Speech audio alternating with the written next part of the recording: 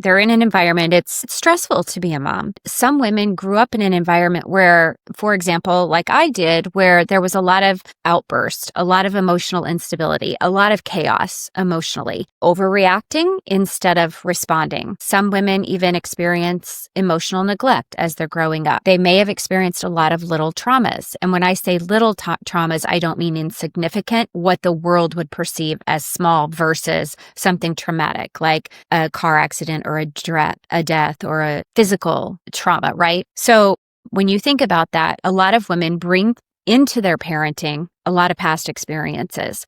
And those past experiences often lead to heightened anxiety.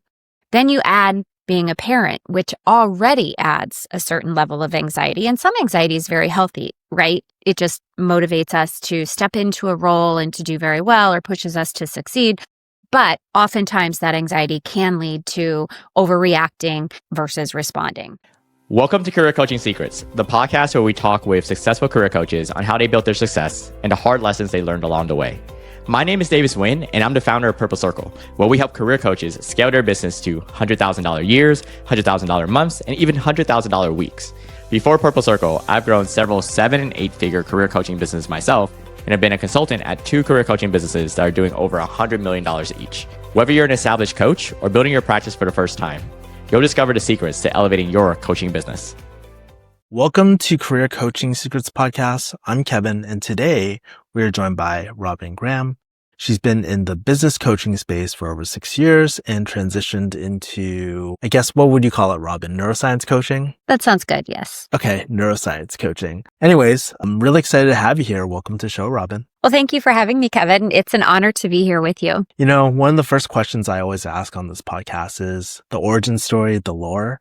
And let's start at the very beginning. Pre-podcast, we were talking about you were in the business coaching space. What prompted this kind of shift in business models? I'm so curious to hear about that transition for yourself. Yeah, so it will probably help if I go back to the very beginning.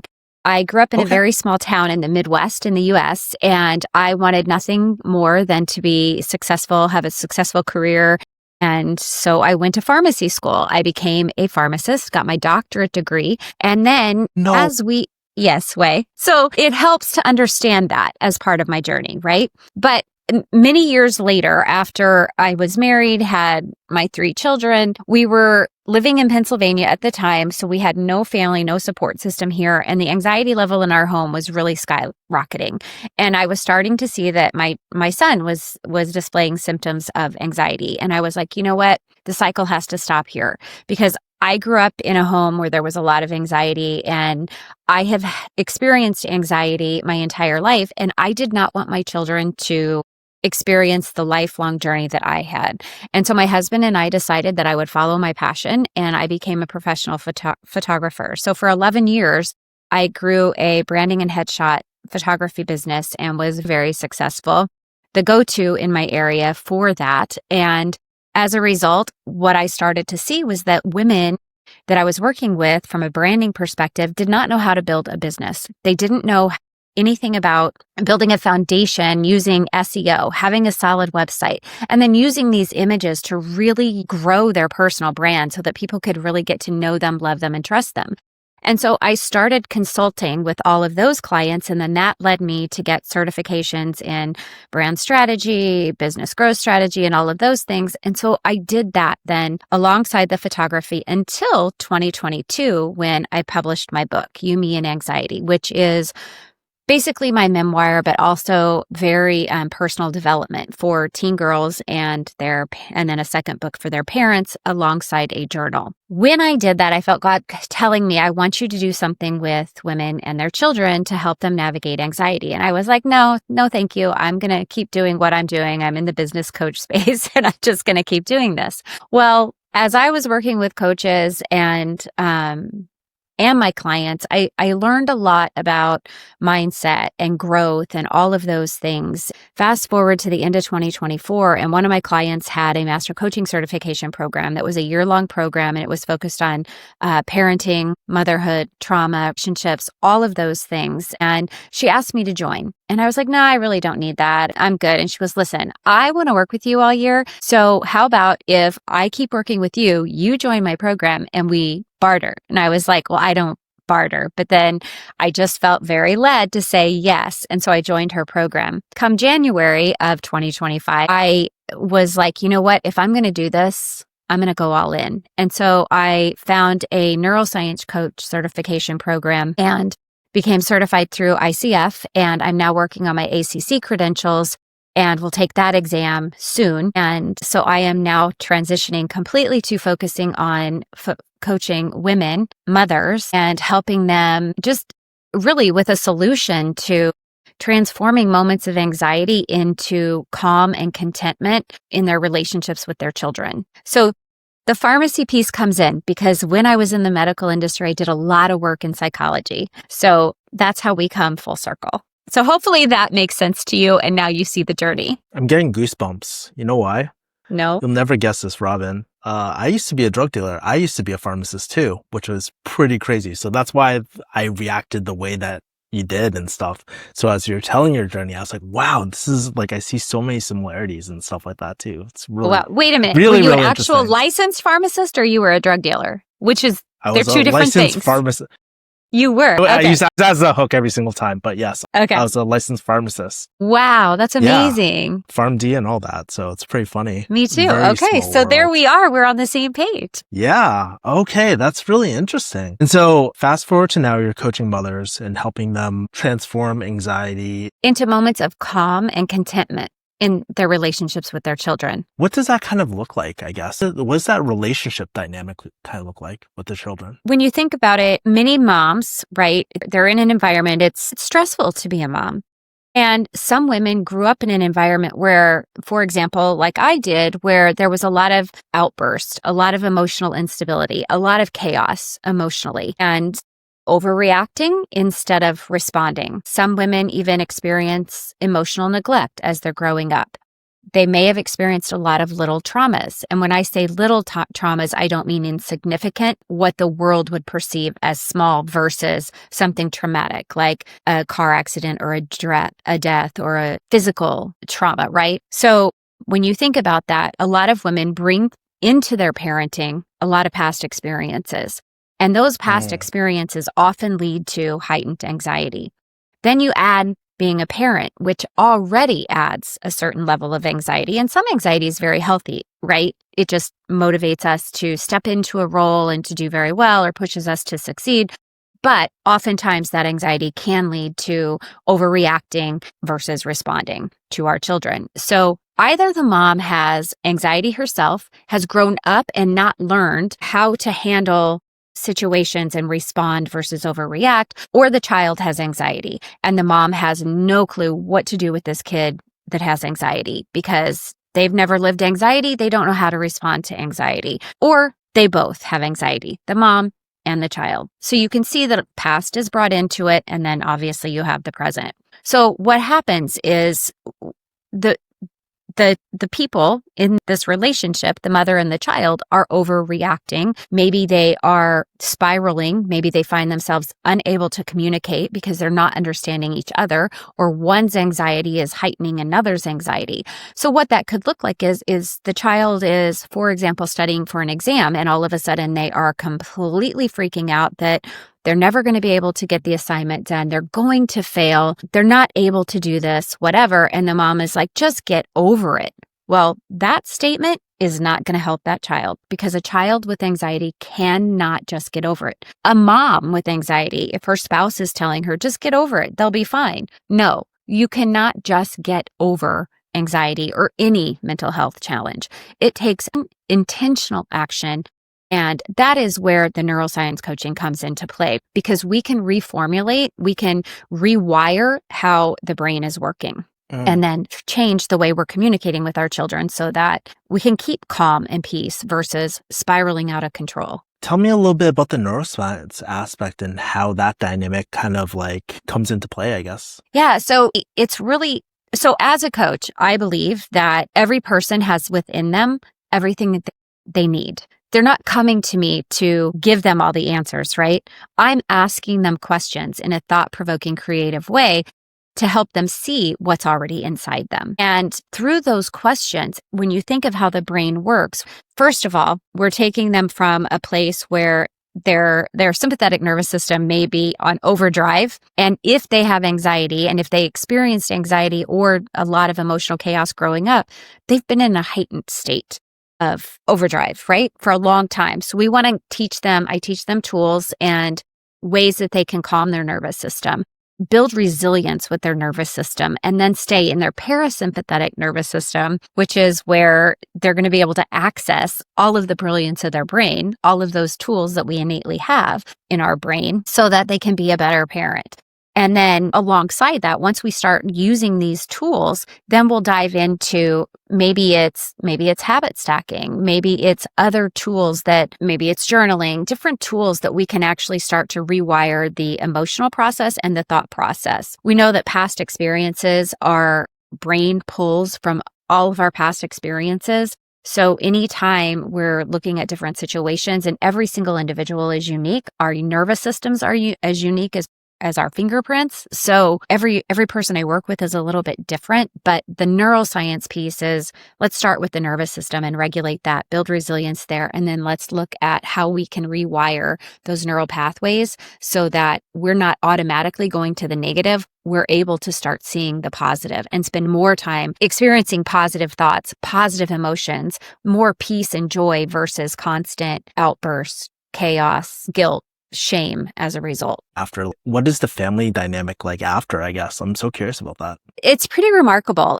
I have so many examples and stories I could share, but basically what happens is that relationship becomes more stable. It becomes more peaceful. There is more connection between the two individuals. And I personally believe like the nuclear family is very, very powerful to have both parents under one roof with their children, but recognizing that's not always possible. And sometimes one parent is more hands-on than the other parent. And sometimes, it is the mom that the kids go to with all their needs and their problems. And so the moms start to feel that weight. So when we can help the mom feel more connected with herself, more calm, more confident, more content, then she's able to parent from a more peaceful place. And so you have fewer outbursts, less overreacting. When the kids don't do the chore right, it's not as big of a deal. And then the parent is able to connect with them better because the child feels more at peace and more like the parent is approachable to them. Yeah, this is really interesting. Probably less of that amygdala hijack going on as well. So from what it sounds like. 100%. And I think that's such a big piece because we don't realize how our shoulders are basically in our ears because our amygdala is like so on fire. And after years and years and years of that, especially if you have a history, any type of family history of anxiety or anxiety with yourself, it's time to like get back into how the body's supposed to be and develop that sympathetic nervous system, parasympathetic nervous system balance, so to speak. Yeah, it's really interesting too, because I can speak from my experience, like so many times before I kind of studied the neuroscience of this work, I noticed so often my amygdala would just go off. I would interpret it as like, I'm not good enough. As like, there's that moment, it can be interpreted in so many ways. So I really think the work that you're doing is like really powerful. And I'm kind of curious too. Well, if you think about that, it could be, I mean, there's so many different situations, right? And sometimes the mom just being more grounded and centered and living from a more peaceful perspective and space, it helps the entire family unit. And if the dad isn't the one with the anxiety, then he's looking at all this, these people are too much for me. And he's like escaping. He's like trying to get out of it. He's hiding under the bed because there's so much drama. And a lot of times it is the dad that will say, just get over it. And then that's not helpful, right? So when the mom is centered and grounded and able to manage these emotions and these experiences, she can help the dad do the same. Their relationship grows stronger. And then even the father's relationship with the child can grow stronger. But it's a matter of someone in the family has to take the action. Someone has to begin to understand what's happening and what's going on. And that's when we start to see shifts in the entire family unit. But it's also relationships. If the mom is thinking the kid hates her or the kid doesn't like her because the kid is overreacting over situations or not doing task the way she expects them to do, she's feeling somewhat victimized. Well, when she no longer feels like a victim and she's understanding what's happening with her child, then her guard is let down and she's going to be able to communicate better with her husband. And sometimes it is just that relationship building. And sometimes we have to break down the barriers, we have to forgive, and then we can move forward. I love that. Yeah, thanks for sharing that dynamic. I feel like it's really, really important to understand that. Now, since you are targeting moms, I'm kind of curious about the business aspect, the marketing aspect too. And so how do these mothers, how do they find out about you? Are you doing any sort of marketing? I'm very curious on that end as well. So yes, and I have, since I had my photography business, everything I've done has been SEO centered. So I use search engine optimization with my website as the foundation, which is what I used to always, part of what I used to teach my clients. So Google is really a good friend at this point because that's how people find me a lot. And then we also have email marketing that we use foundationally as well. So even though I was in the business coaching space, I was working with women, and most of those women were moms. So that was an easy transition to just continue communicating with my email list. And a lot of my clients came from those people that were from the business coaching space. And then they were like, oh, wow, I need this. Let me sign on with this too. And so also speaking, I do a lot of podcast interviews. I do a lot of speaking, and that always opens the door to grow our community. And then either they sign on as a client or we nurture them through the email marketing, and then they convert to clients later. That's really interesting. I think you're the first coach in a long time that I remember that's actually like very SEO centered. Do you do any sort of content marketing on top of that? Or is it just like social media, like content marketing? We do. I mean, we post like Instagram, Facebook, LinkedIn 3 times a week. That's it. We used to do a lot on Pinterest, but what I found is that Pinterest, if you have a product or a service like home decorating, baking, catering, a venue type thing, you're going to get a lot farther on Pinterest than you are just with coaching, is what I've discovered. Now with the parenting, people are looking for parenting resources. So those are also very popular on Pinterest. So we're getting ready to start shifting back into the Pinterest space just from a parenting perspective. But most of what we do is I've focused on the podcast, obviously, too. I have that. So, that creates a lot of content for us as well. And then we have the Instagram, LinkedIn, and Instagram that we post 3 times a week. I love that. I feel like we're everywhere. I feel like we do a lot. But yeah, my biggest emphasis has always been on SEO, and it's worked really well. Since you're everywhere, right? Do you currently have like a team or anything like that helping you with the marketing side? I have a small team. Cool. Is it a bunch of who's on that team, by the way? So basically virtual assistants, right? Who have expertise in different areas. The podcast is, I do the interviews, and then I pretty much turn that over to my team, and they do the editing, they do the posting and all of that good stuff. AI has helped with that to some extent. I don't use AI to create content, but we do use AI to take the transcript and convert that into a blog post. And then I do, because I'm so particular, I do review those before they're actually published. But yeah, we have a lot of hands doing different things. The CRM management and some of those things I depend on the VAs for. Yeah. And one interesting thing, because I've been hearing this discussion a lot, especially in the SEO world, they always talk about AI is going to disrupt SEO and stuff. What are your thoughts about that? Because now, especially with ChatGPT and Claude recommending certain people, is your approach with SEO kind of changing going forward? I'm curious about your thoughts. Well, it's interesting because I think we have to I have so many mixed opinions about AI. I think it can be a great tool, but I also feel like a lot of people are using it and they're losing their brand voice, right?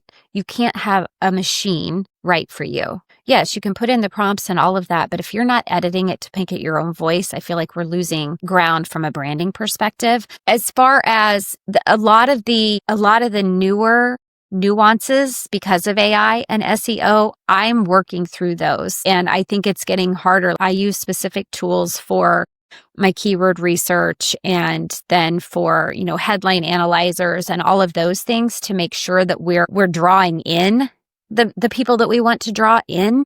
I think there's a lot yet to be determined. I mean, the SEO with AI is relatively new on the scene. Only in the past, I would say, 5-6 months has that been a hot topic. And I will say that I've been seeing from the platforms I use, like Ahrefs, Ubersuggest, SEMrush, I'm seeing trainings, I'm seeing emails about this specific topic, but that's relatively new.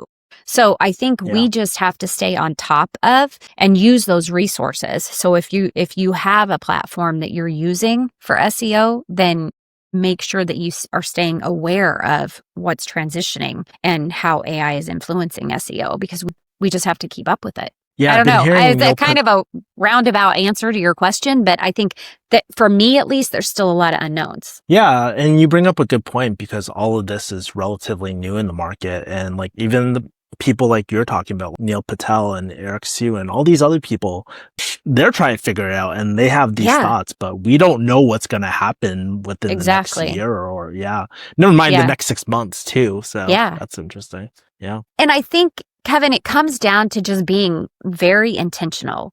If you stay aligned with your values, that's number one, because then people are going to be able to see that who you are, what your heart is, what you truly represent, and whether or not they're going to connect with you. So that value alignment is key. And then really just making sure that everything is clear. It's clear and concise. There's no doubt in anyone's mind what you do. And I think the more content you produce on your website for a blog or a podcast or on YouTube, for example, because that's a search engine, I think the more you're producing your own original, authentic content, the better off you're going to be. Yeah, and I'm kind of curious too, because even when I looked at your LinkedIn bio and whatnot, you said you use neuroscience and scripture to provide a unique solution to moms. And so I'm kind of curious, how do you kind of create a unique brand voice, especially when everyone these days is just putting out content out there? What are some unique ways that you're doing it? That's a really good question. And I think the podcast has helped me tremendously. Speaking helps because people hear my voice. They see my picture. They see the videos of me talking.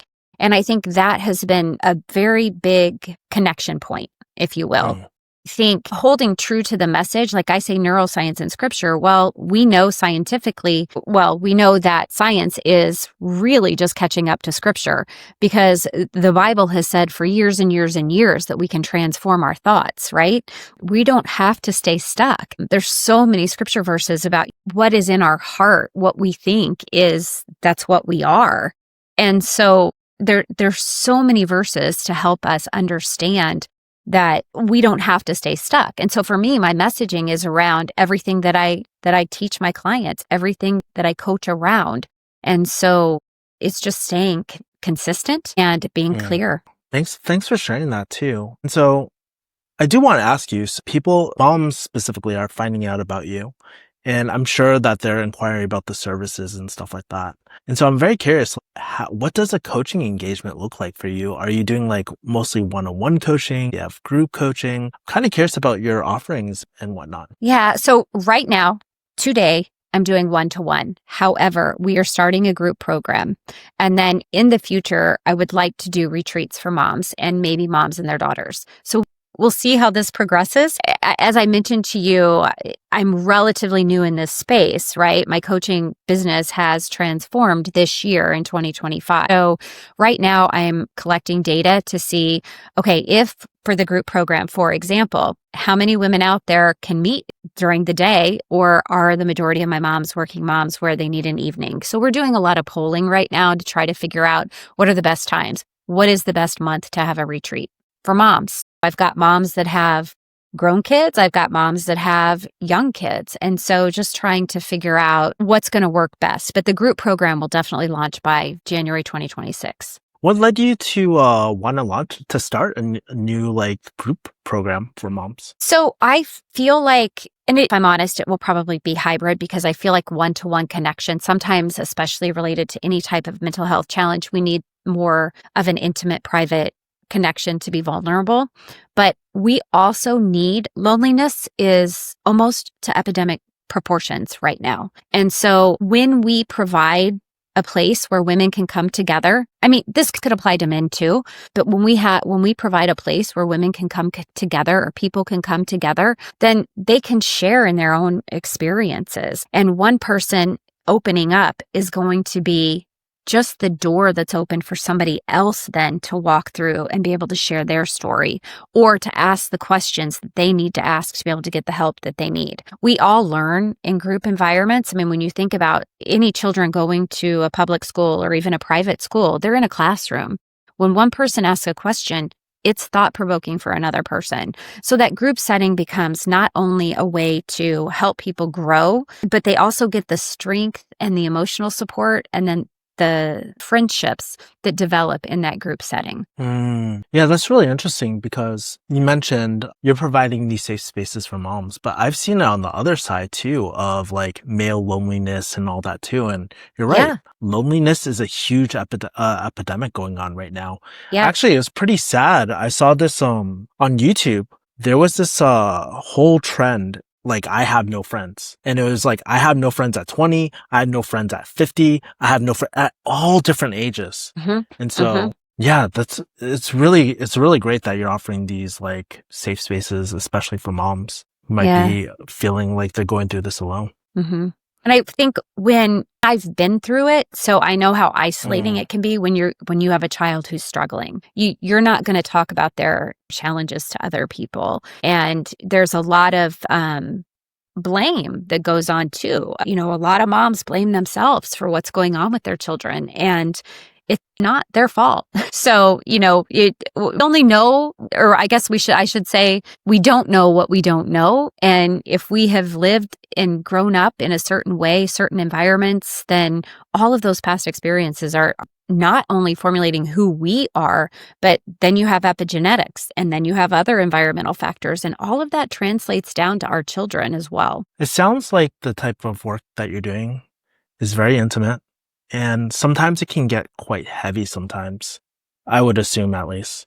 I guess, how do you kind of manage your client capacity? Because it's a lot from what it sounds like. Yeah. And honestly, I mean, I guess it sounds like a lot, but it is really rewarding because when we're working together, they're experiencing so many aha moments and so much transformation that when they start to discover who they really are inside and that there's hope, it's amazing. So yeah, sometimes it could be heavy and there are a lot of emotions, but I think the key is, and I think a lot of people go into the mental health field or the coaching field because we've navigated things for ourselves. So if we have healed and if we're able to, be grounded in ourselves, but this is where, like I talked about earlier too, just regulating the nervous system, using the tools available to me to make sure that I'm going in completely regulated and then I'm better able to focus and help them regulate too. So you could look at it both ways, right? It could be heavy, but it's also so incredibly rewarding. And it's work that is changing the trajectory for lives for the future. So, because if you change how a parent is parenting today, that child's life is going to be so much better and so much healthier emotionally going forward. Yeah. And there's downstream effects of your children having children and the future generations after that too. Absolutely. It's legacy work when you think about it, because you're literally changing the trajectory of generations to come.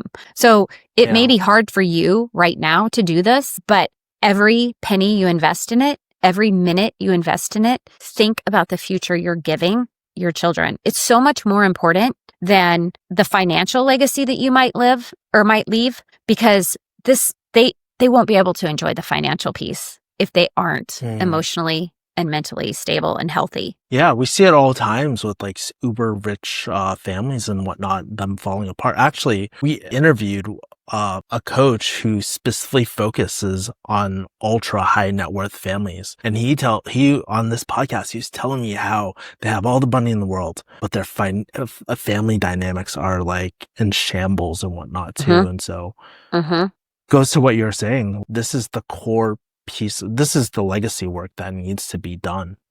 Which leads me to my next question too. It's like this legacy work, right?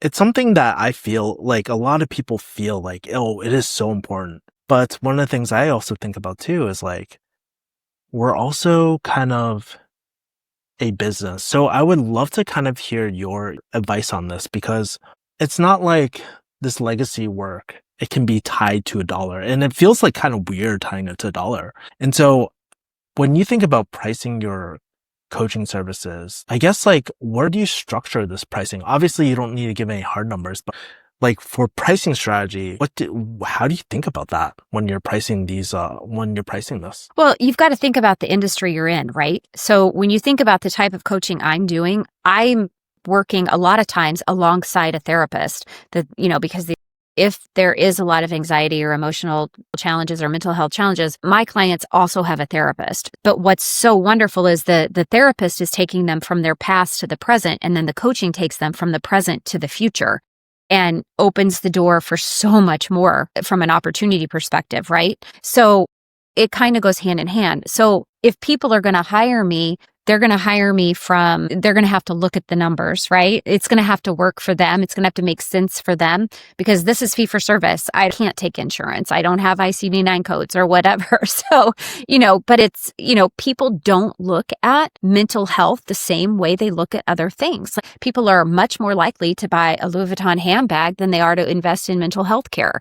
And so for me, right now, I'm aligning my prices from a perspective of similar to, higher than some, maybe not as high as like a PhD or a psychiatrist or, private psychologist or something. Like it's kind of in the middle, right? In the mix.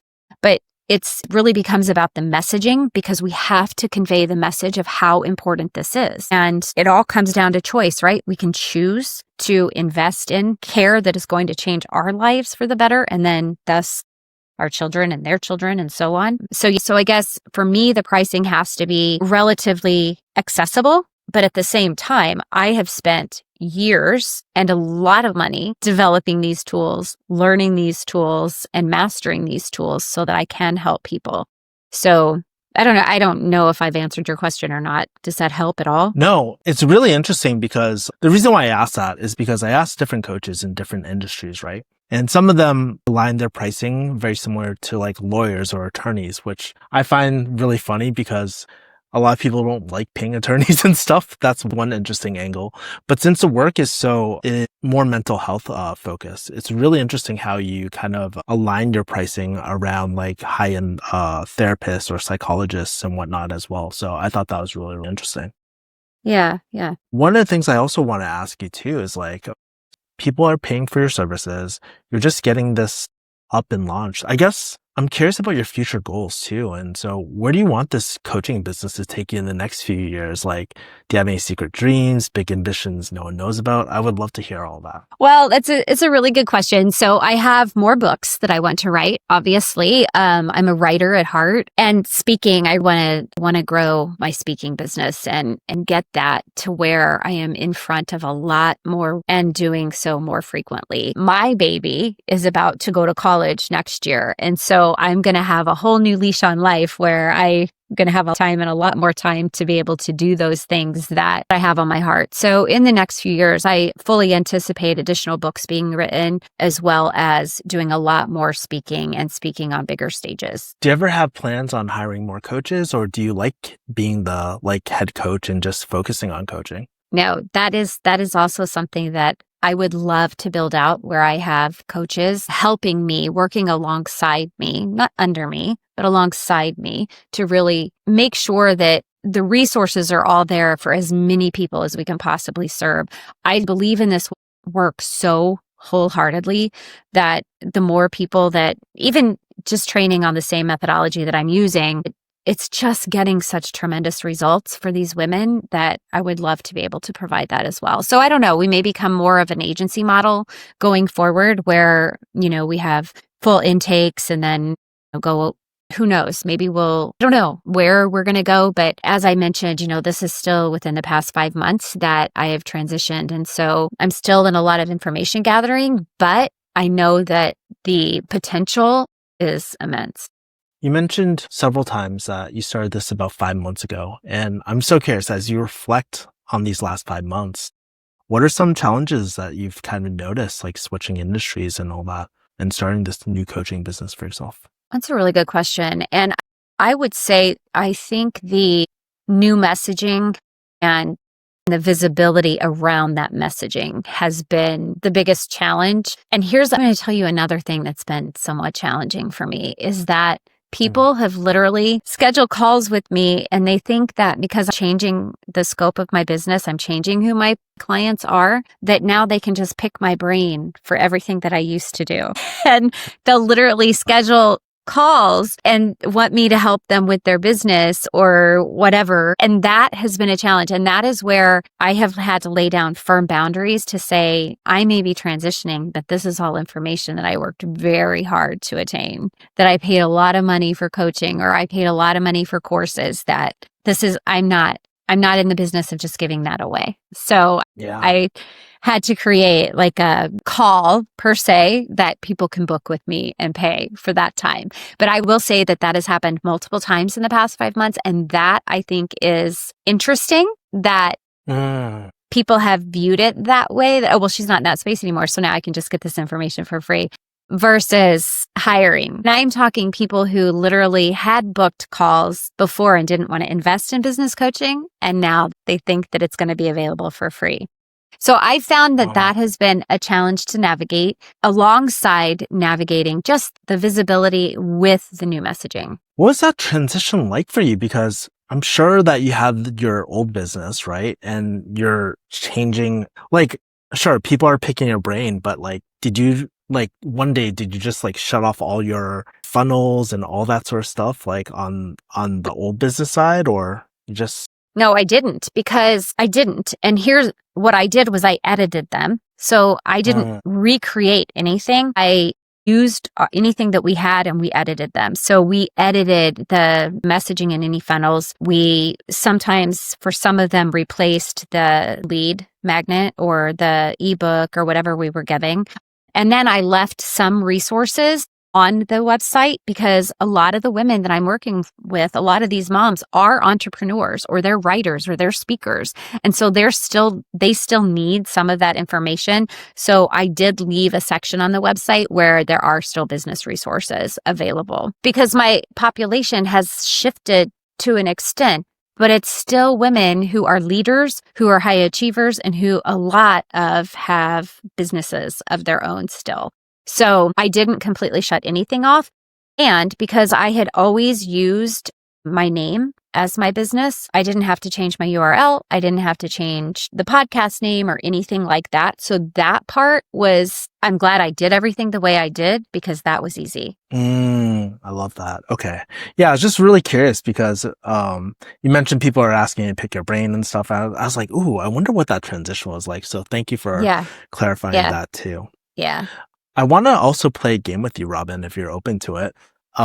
This is one of my favorite storytelling games. I learned it from master storyteller. He won the Moth storytelling contest. I don't even know.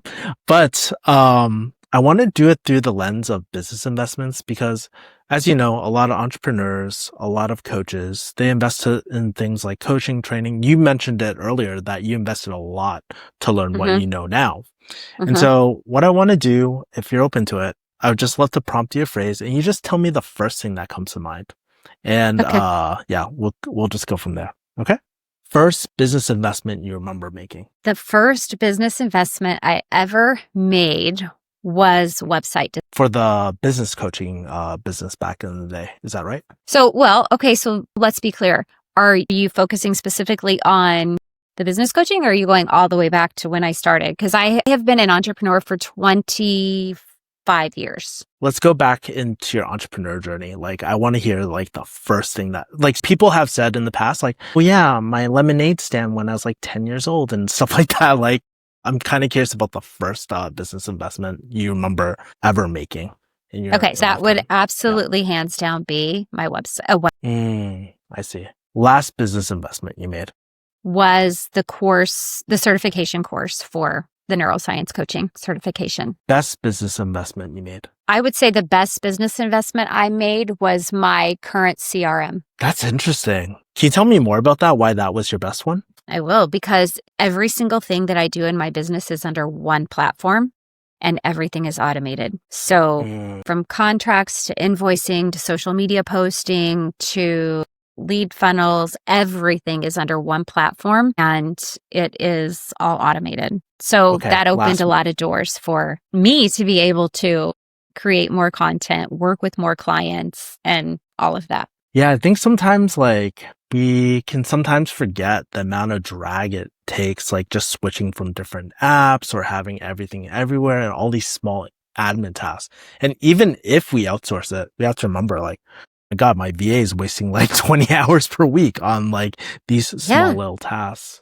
Yeah. So and time is money. It's really time, but also this is my perspective. I also think energy too, right? 100%. There's nothing worse than being oh my God, I have to click 10 buttons just to post this one.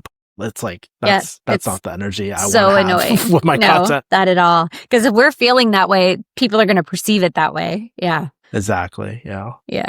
Okay. Last prompt. Worst business investment that you kind of wish you got your money back from? I hired a coach one time who did not help me. In fact, created more confusion. And I ended up with a lot less clarity. And then she fired me because I didn't make the amount of money that she thought that I should make and said I couldn't renew the coaching program with her. And yeah, I wish I had every penny back from that experience. And here's what's so important. And I know you get this because I know you're into mindset and all of that. But here's where I think a lot of business owners, they see someone who looks like the solution and is going to help them get to where they want to go. And what people do is they invest in a coach. Some coaches they've had a coach who maybe used a model or something like this. And this is exactly what happened with this coach. She had worked with a coach who used a thought model, and this woman thought she could use the thought model.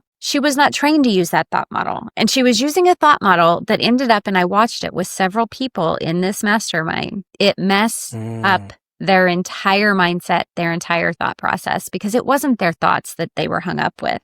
They were having emotional challenges around their business or around their ideal client or around their calling or their purpose, right? So there's a big difference. But I think for any business, for any coach, for any business owner out there who is looking to grow, you have to do your due diligence as to who this person is at the core. Are your values aligned? And what is their ultimate goal for you as well? Anyway, so that was my worst investment. And it was a big one that I didn't necessarily get a return on. But that's okay because it was a learning experience. I did learn. As you're reflecting on these stories, how has your decision-making process changed in what to invest in and what not to invest in? You answered the second part of that, I guess, of what, the red flags and doing due diligence. But when you do invest in something, what are the green flags that really pop out at you? A lot of discernment. So one is, is this person or this business aligned with my values? Does what they do truly reflect the goal that I want to achieve? And from a personality perspective, does it feel good? Is the energy exchange positive?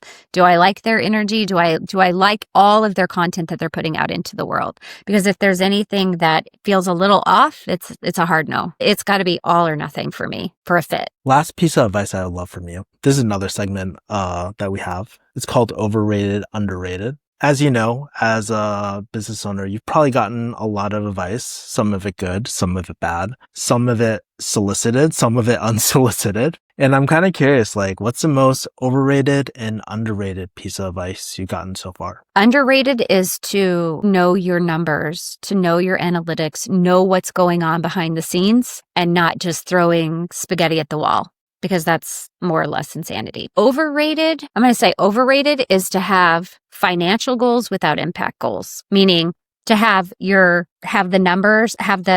goals be based on numbers, on money versus based on impact. Like a why or an intrinsic reason, intrinsic meaning to pursue those goals. Because if you're not following your passion, and if you're not following your visions, your passions, and you're not aligned with your values, and all you're doing is striving for money, you're going to feel miserable. It can feel great to make a ton of money for a while, but if it's not aligned, it's not fulfilling, and then you burn out. Robyn, have you always been a type of person that has been very purpose-driven most of your life, or has that kind of changed over the years? No, I've always been.